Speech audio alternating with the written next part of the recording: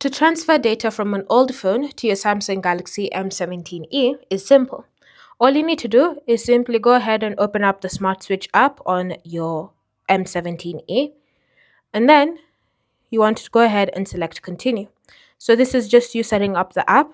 And from here, you do need to ensure that Smart Switch is also installed on your old phone. Whether it's an iPhone or a Samsung or an Android device, just ensure that you have Smart Switch already installed.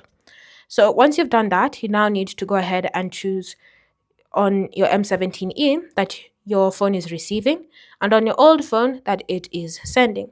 From here, you'll need to select your source on your M17e, which is Galaxy or Android in my case. But again, if you have an iPhone or iPad, you can also go ahead and select that.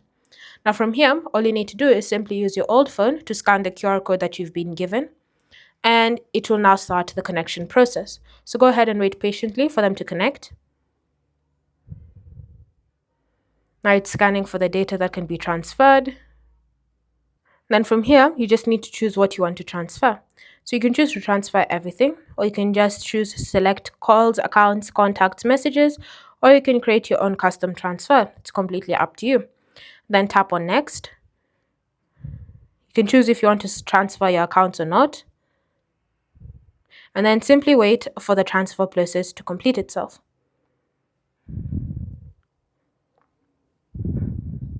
Then now all you need to do is wait for your M17e to organize the data that it's just been sent, and you can go ahead and just put your old phone to the side because it's finished off its work.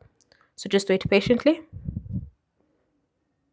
As it's organizing your data, you can just continue using your phone as normal.